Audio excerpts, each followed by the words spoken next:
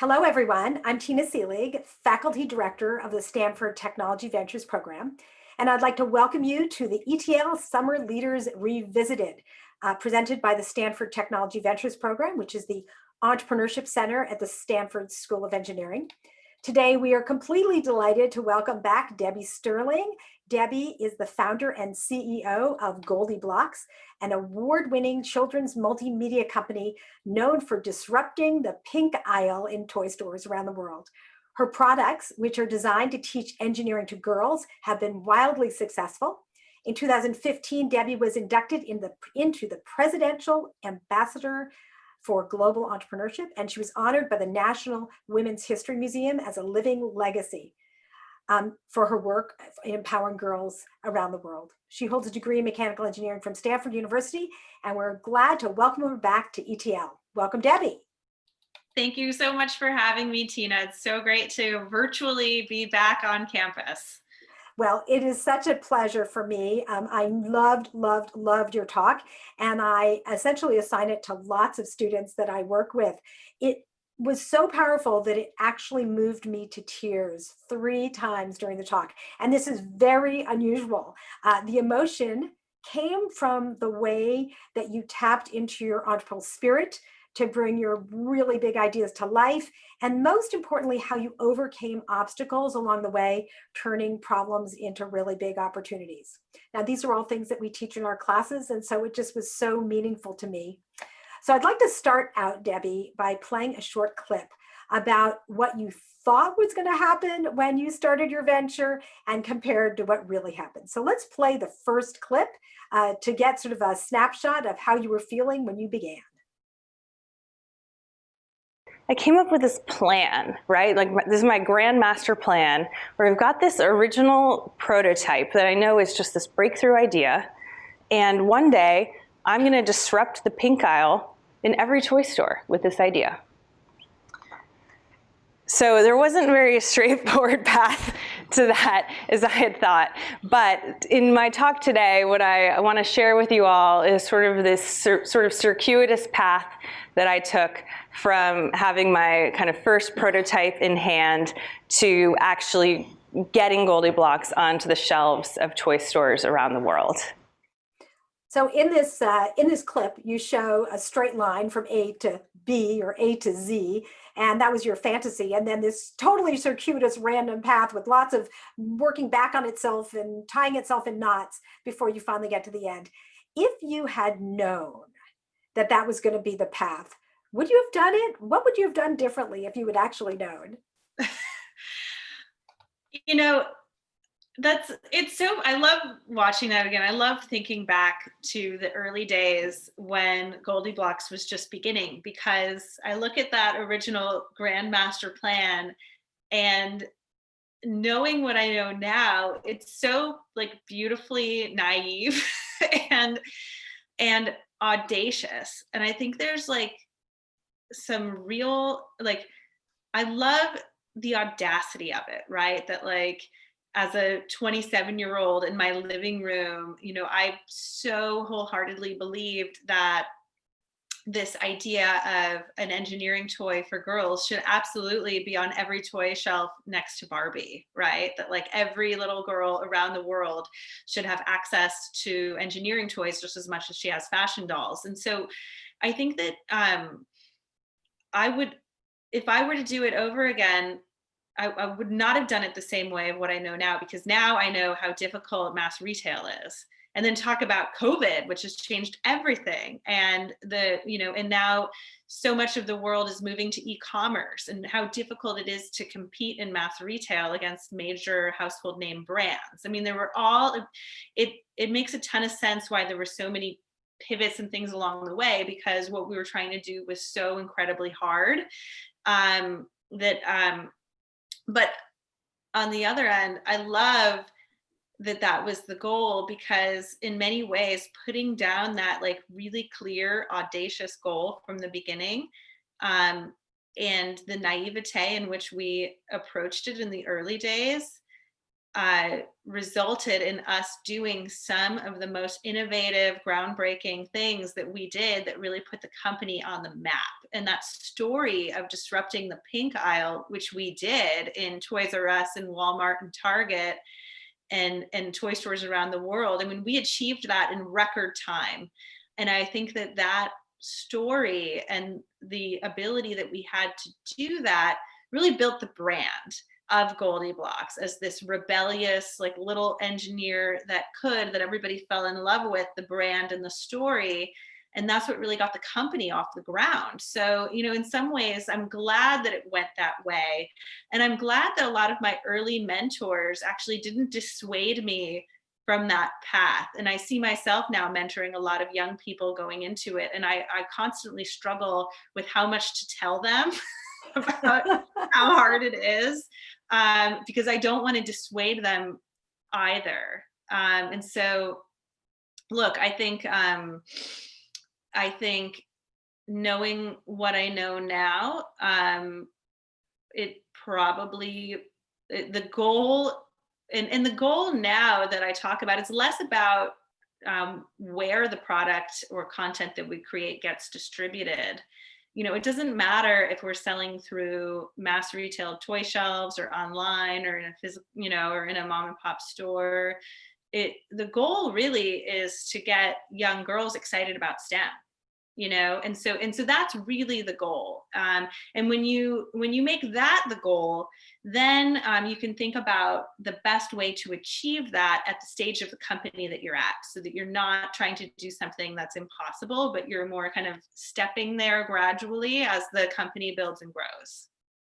Very cool. Well, I think one of the most fun pieces of your talk initially, when you talked about when you first started and you didn't know who you should share your ideas with, you know, and this is something every entrepreneur feels, is that if I show it to people too early, they're going to scoop my ideas. It's the best idea in the world. Everyone else is going to steal it. Or if you show it too early, it really doesn't capture the vision of what you're trying to accomplish. And so you don't want to show it and get criticism. On the other hand, if you're going to wait too long, then you're going to miss out on the opportunity of getting really helpful feedback and support.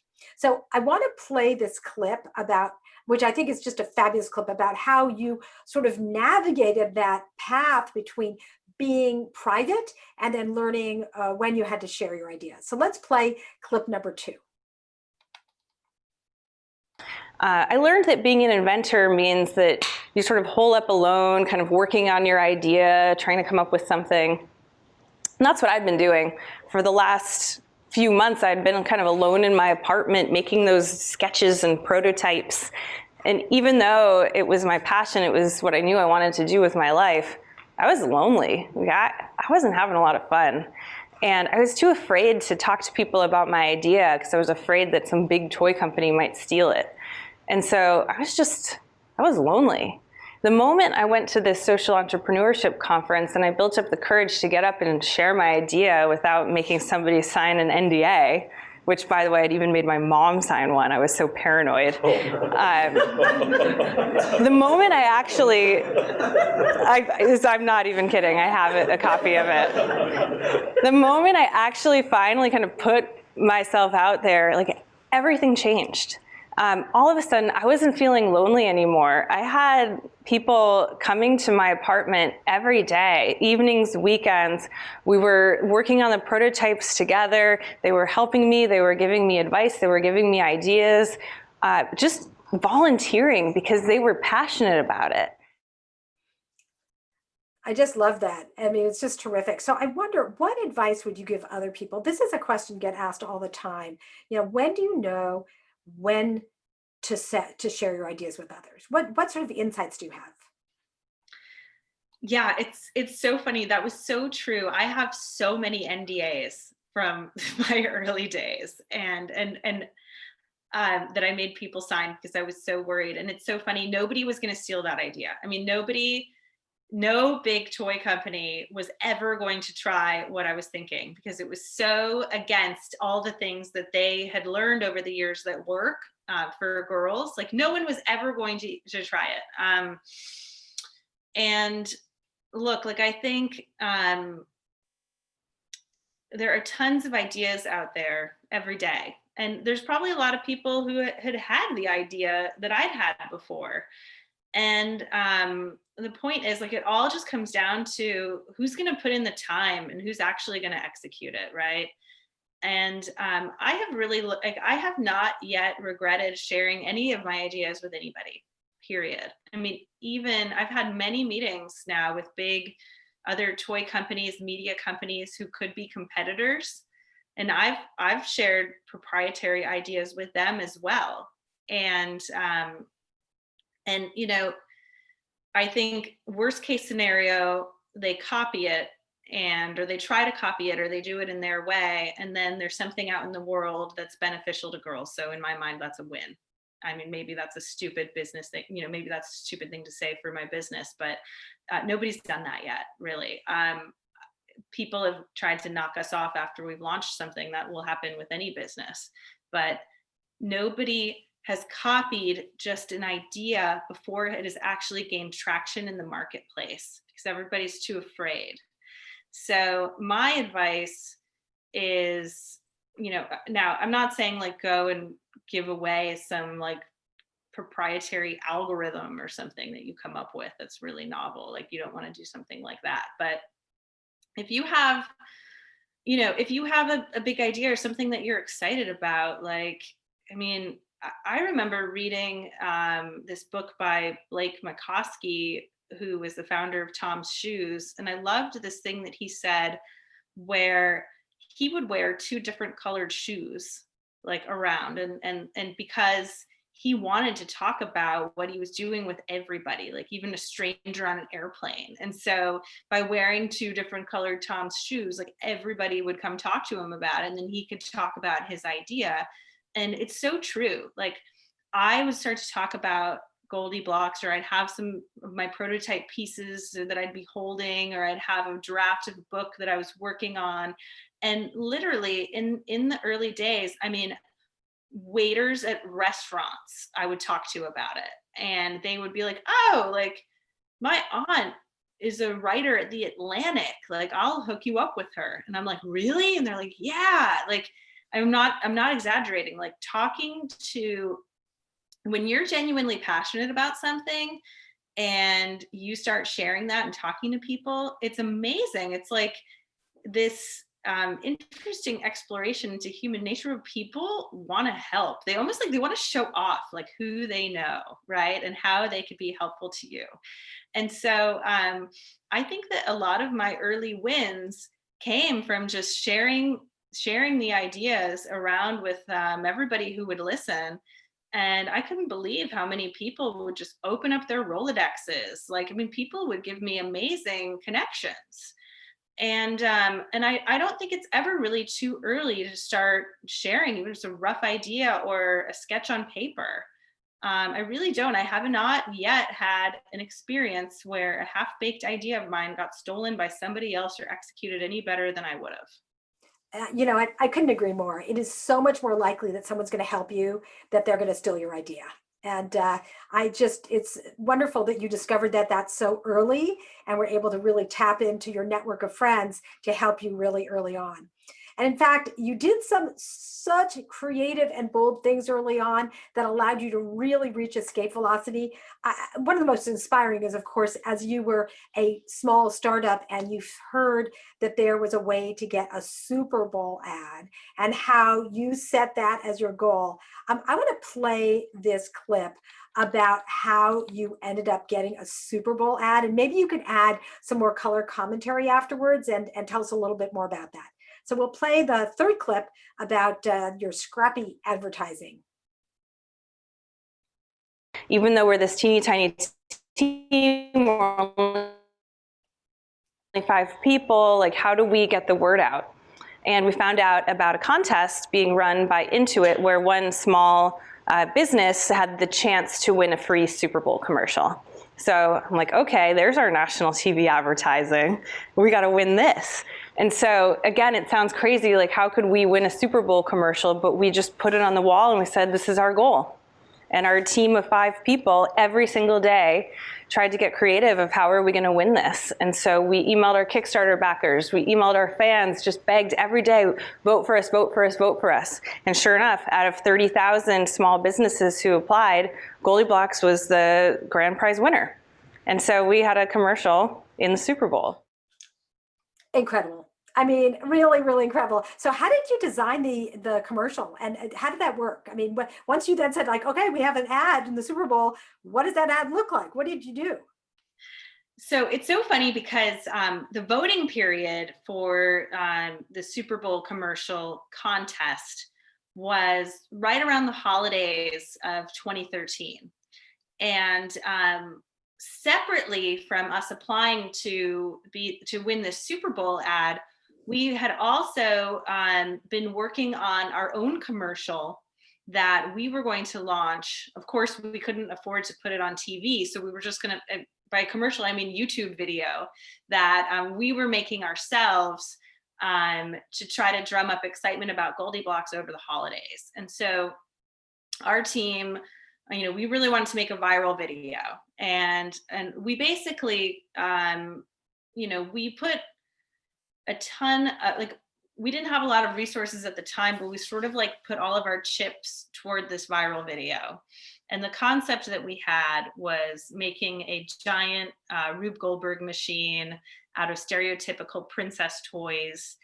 And we kind of just put all of our focus on that to try to make like the best piece of content we possibly could, that we thought would be so epic and would hopefully go viral. And these things, like, you can never guarantee viral, but I think we just made an incredible piece of content, and it actually did go very viral. And it actually resulted in a lawsuit with the Beastie Boys, which that lawsuit in and of itself went very viral, all during this voting window of the Super Bowl campaign. And so I think a big part of the reason why we won was because the company was so well known and talked about because of this viral video that we did. So much so, and Tina, I think a lot of people looking back think that commercial that we made with the Rube Goldberg machine was the Super Bowl commercial, because it's what everyone remembers. But the actual Super Bowl commercial was, now I'm going to sound horrible for complaining about a free Super Bowl commercial. Like, I can't like, who could ever complain about it? But my team was so excited. We thought that we would get to make our own Super Bowl commercial because we had made such viral videos that, I mean, we practically pulled an all-nighter brainstorming all of our ideas for our Super Bowl commercial. And lo and behold, the Intuit and the ad agency that they were working with had long before had been planning. Of course, they were going to make the Super Bowl commercial with our input, but they had already planned out the Super Bowl commercial even before we knew we had won. So the Super Bowl commercial that we got, we worked in partnership with Intuit's ad agency. And it was cool. It was cool. It was like a bunch of girls running through the streets, building a big rocket ship out of their princess toys and shipping it off into space. And okay, that's pretty cool. It was super cool. And it was really unique for the Super Bowl, because Super Bowl usually is like, you know, beer and chips commercials. So it was like very standout, and certainly like a rally cry for girls and girl empowerment during the Super Bowl, which you almost never see. So it was awesome. I just like, I always wish we could have made our own Super Bowl commercial. So now maybe someday we will. Maybe there's still time. There's still time. So I'm really curious. You were super scrappy because you didn't have anything. But once you started getting money and you had resources, were you able to stay so scrappy? I know that's often a challenge. You know, when you don't have anything, you don't have another choice. But when you do have resources, you know, there's a tendency maybe to spend more than you need. How do you think about that, and how did you approach it? Well, you know, I think for us, being scrappy was never, like, staying scrappy was never the problem. we did get a lot more resources. Our problem was we were trying to do too many things with too few resources. So we always, in the early days, we really just had a focus problem, because the vision for GoldieBlox was so big. You know, it was not just, I want to have toys. It was like, I want to have toys and a TV show and a feature film and mobile apps. And I want, you know, eventually I want to have stores. And, you know, it was just, I wanted it to be a global franchise as big as, you know, Barbie and Disney Princess and American Girl. And in the early days, we were just trying to do so much. So what ended up happening was, we had like what we should have done, which is, you know, hindsight 2020, but like what we really should have done was sequence it out a little bit better, so that, you know, we really nail one thing first. And then once that part of the business is stable and up and running and profitable, then we layer on the next thing, and then we layer on the next thing. But instead we had like 5 projects at a time, all of which were under-resourced. So we always stayed really scrappy. And what's kind of amazing about it, and what I've learned though through this, is, you know, for example, we decided we wanted to launch a mobile app, which could have been its own company in and of itself, right? And for us, it was just sort of like an add-on, because we wanted to get into the apps business. And so we had this tiny, scrappy team. I mean, we literally had like a friend of ours from Seattle who we knew could make apps. And he like moved into my husband and my apartment and like lived and slept on our living room couch for 2 months, pulling all-nighters, working with a team in Poland to make the app. I mean, it was like insane. And but it ended up winning iOS app of the year, and I was on stage doing a keynote at WWDC. So like it's like, I think what I've learned here, one, like, yes, like properly resource the projects that you do and kind of sequence things out so you're not doing too much, because that's like what every startup messes up on, and ours was very much so. But on the other hand, I have learned that keeping it scrappy can be a really good thing, because I've had other examples of projects where you would think like, okay, well, we have a bunch of resources now, we have more money, so you start growing the team and putting more people on it. And then all of a sudden, all of these people bog it down. And I've found that, and we do this now when we're working on a project, like even my toy team is very small. Like my internal toy team is very, very like amazingly small, you wouldn't believe, but we bring in contractors and new ideas and thinking, but the in-house team is very small, and that enables us to move really quickly. Really cool. Well, sometimes, you know, things don't, even in that situation, you know, they end up going the wrong direction. There's a story you told that was, I think, probably the most powerful story I have heard in all of the ETL history. And I'm not being hyperbolic. It's the one that you talk about in this next clip. And it's where you basically shipped all of these toys, and then there was a problem, and the blocks weren't fitting together. So you got all this attention, you built this market and this buzz and this audience and these customers, and then the product didn't work. And the way that you handled it not only was clever, it was brilliant. I mean, this was such an example of turning a problem into an opportunity. So I'm going to play this clip, and then I want you to tell us about how you shifted your mindset from like, oh no, like this company's going out of business, this is a total disaster. How did you switch that to, okay, how do we turn this into success? So let's play this clip and get your reflections. We started getting complaints in that the blocks were not fitting right, a little bit too loose, and I was just so upset. I could barely handle it. So we thought, okay, what would we do? What would an engineer do when you have this big hairy problem? Let's break it down into simple and manageable steps, right? So what do we need to do? So first we need to fix the block hole. Okay, can we do that? Great, we know how to fix it. Now we've been able to manufacture better blocks. The problem is solved. But now, how do we go back and tell all of those people, like, hey, everybody, we fixed the problem, and you should trust GoldieBlox again. Let's try building again. And so, I made a pretty major executive decision, and we were a small startup at the time without a lot of resources, but I thought there's no better way to deploy our resources than going back to all of those customers, telling them that we fixed our blocks and giving them new ones. And so we did a huge campaign where we reached out to everybody to tell them about our new blocks. Filmed a video myself, kind of being vulnerable and talking about the mistake that we'd made, but what we were doing to fix it. And we also actually wrote a letter from Goldie to each kid, which we had personalized with their name, talking about how engineers don't always get it right the first time, but that doesn't mean that you give up. It means that you keep going, you keep iterating, and you make it better. I love that. The idea of basically saying, we are modeling for you that you were how to recover from a mistake. I thought it was brilliant. So how did you get into that mindset, and how long did that take?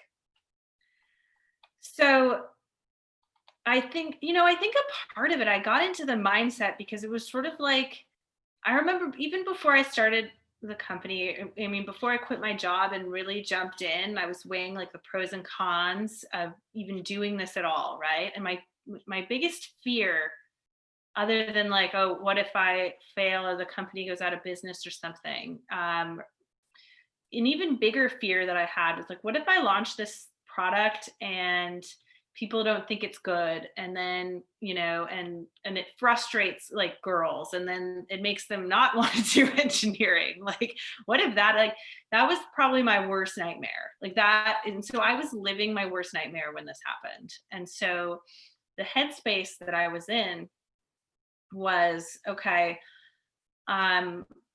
this is like, fixing this or getting this right or recovering from this is literally our top priority. And thank God we raised a bunch of money, because we can afford to go and fix this, which we may not have been in that situation, because we had to spend a lot of money manufacturing over 1 million blocks and doing these big outreach campaigns to try to get a hold of everybody and ship them blocks. And we went, I mean, just the effort that we took to even get people to submit that they wanted it and get their actual kids' names so that we could personalize the letters to their kids. It was like, I look back on that now, I'm like, oh my God, I can't believe we did that. And 3 years later, I'm like, I'm really proud of it. I'm really proud that we did that. I don't think a lot of companies would think to go to that level of detail and care. I know I certainly haven't had, any companies kind of treat me that way. And I think it came from this real genuine place of like, oh my God, I'm living my worst fear. How do you recover from that? The only way to do it is to do it with this much thought and care. Really amazing. I mean, I can't even believe it. I think it's such a wonderful example. Now, I want to turn to questions that we have from the students. They have a lot of them. First of all, one of the students basically wanted to say that you are an incredible inspiration, and literally just thank you, thank you, thank you. So you're getting thank you notes even in the Q&A. There are a bunch of questions about patents and intellectual property. Let me read a few of them so you can maybe answer them together. I've been warned about blocking patents from Fortune 500 companies. Did you use design patents? There are other ones about what were some of the obstacles you faced in getting a patent? Can you talk about that? Did you have any intellectual property? So we have, there are a lot of people who are curious about that. Yeah. One of the reasons why I raised a seed round before I launched my Kickstarter campaign is I wanted to initiate the patent process Because once I went live on Kickstarter, that was kind of open to the world and anybody could copy it. So I did right away pursue patents on my construction toys, because there were a bunch of novel things going on design-wise in those, design patents as well as functionality patents. And I do have now quite a few patents on those construction toys, which is pretty cool because we need more women getting patents. And that process, I'm not gonna lie, like, it's expensive and you need a good, well-priced patent attorney to work with. But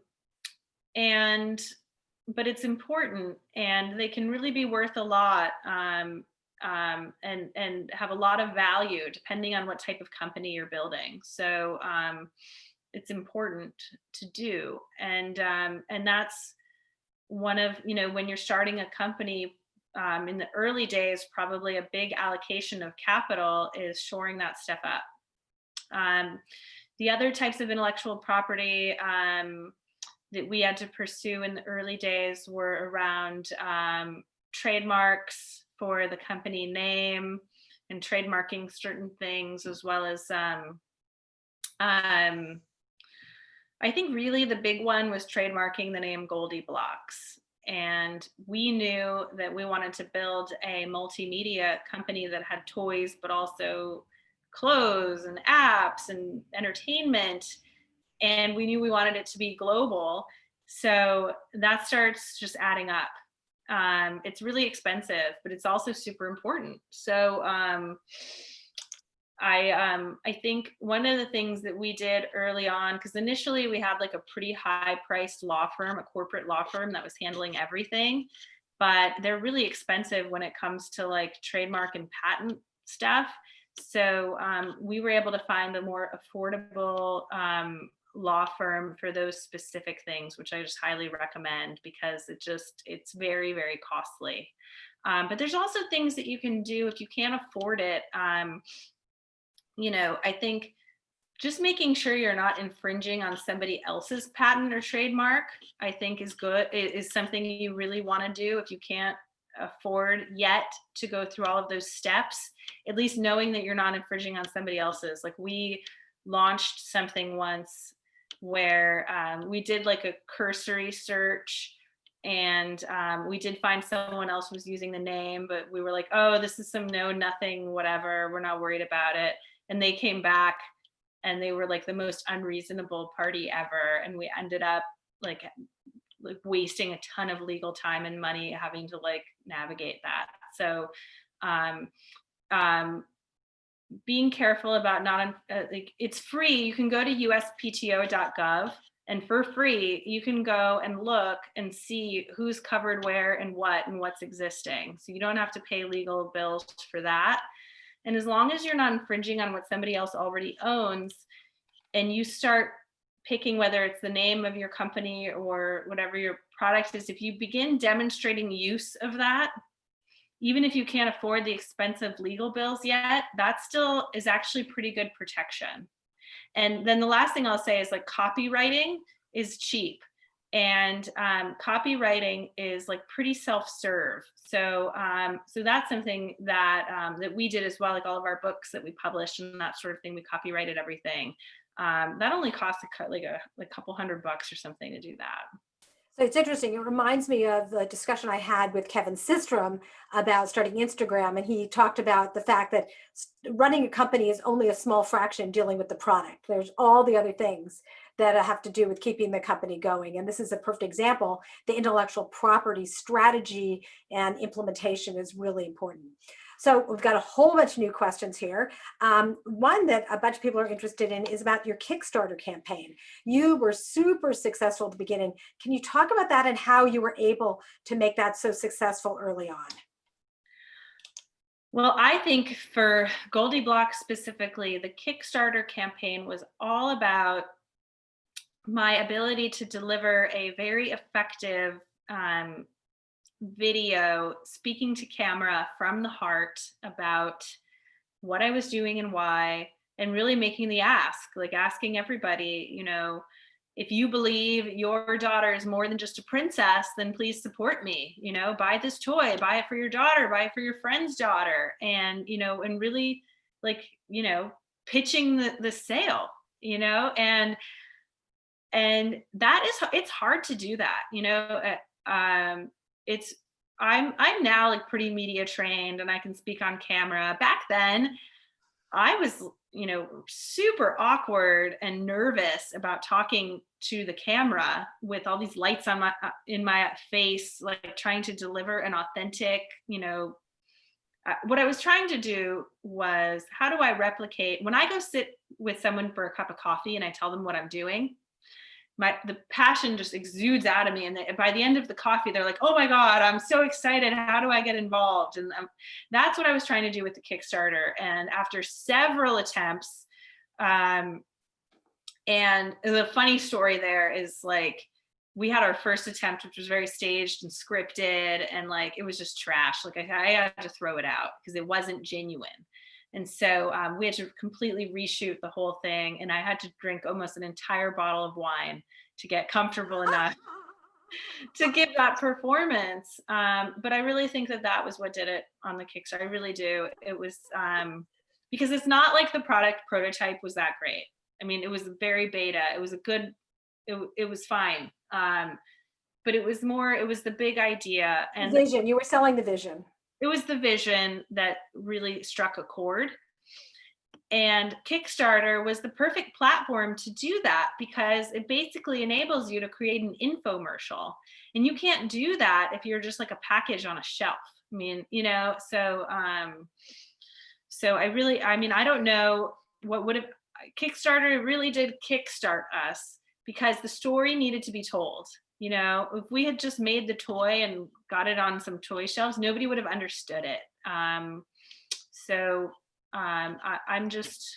a huge fan of it. Anytime any entrepreneur asks me whether or not they should do it or they're thinking about it, I'm like, do it, you know, because I think it, even just crafting what that video would be, whether you launch it or not, is such a useful sales tool and useful for you to really figure out how to communicate your vision in a way that would get people, you know, on board, wanting to back it, wanting to support it, wanting to be a part of it. And the other thing I'll say about whether it's Kickstarter or GoFundMe or any of those other sites,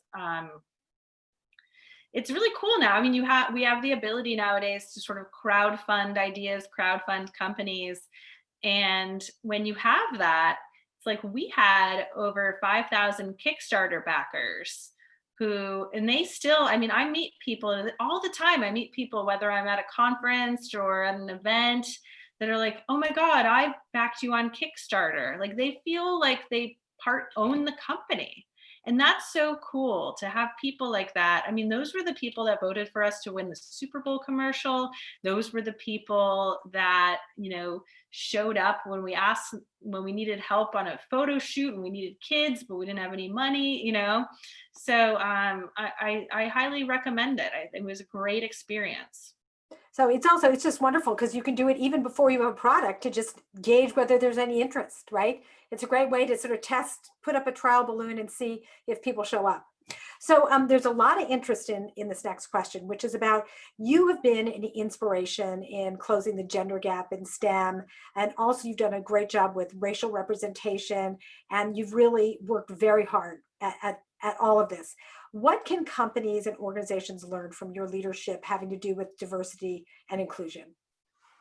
Oh, that's a great question.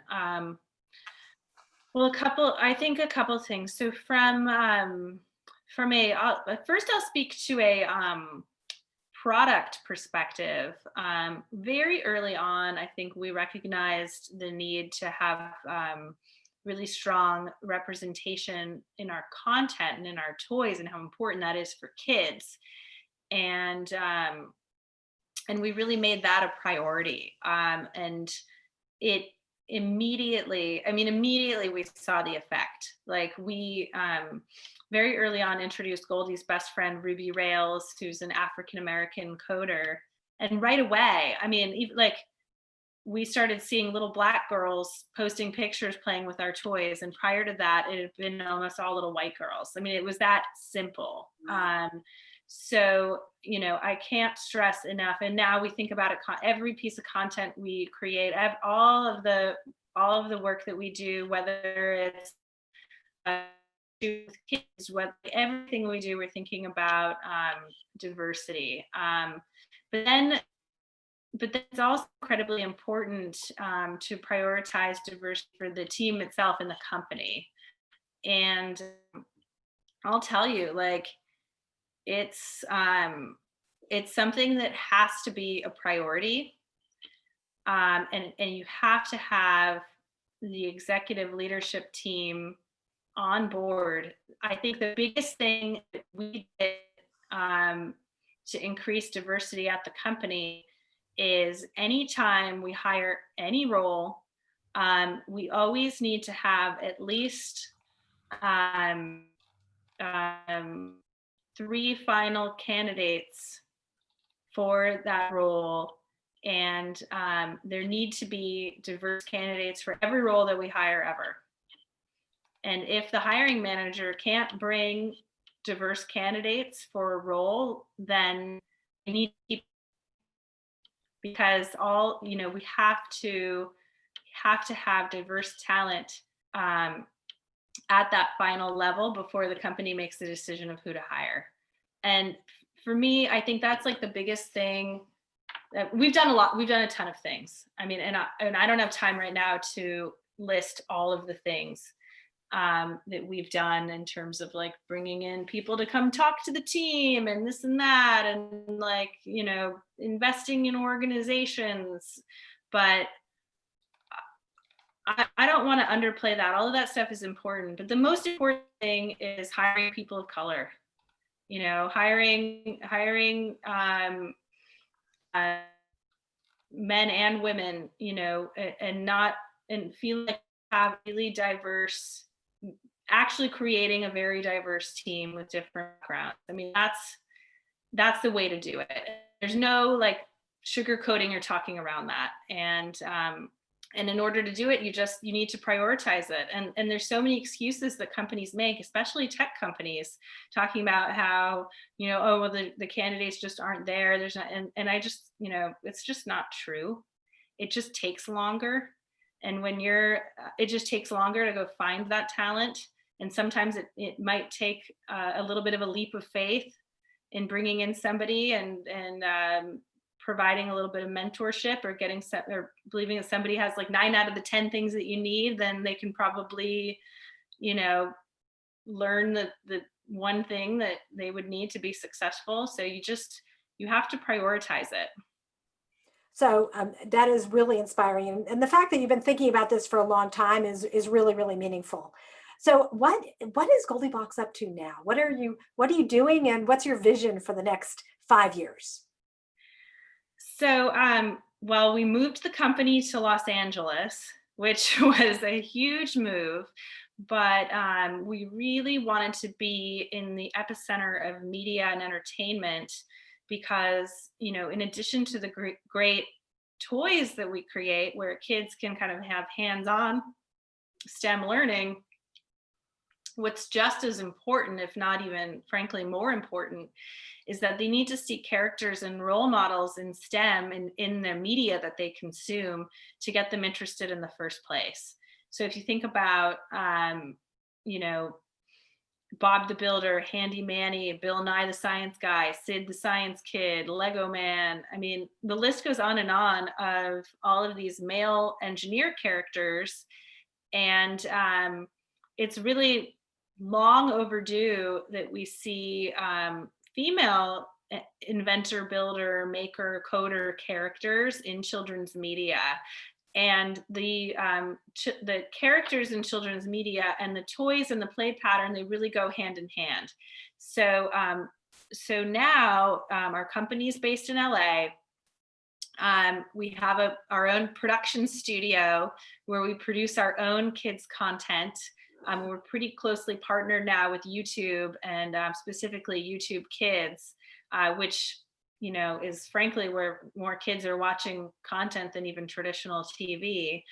And we're building out all kinds of shows and different types of entertainment for kids on top of our toy business. And then the other interesting part of our business is we partner with companies who share our mission. So there are a lot of big companies, whether it's Nike or I'm trying to think of, or Sony Pictures or Chevron. I mean, you name it.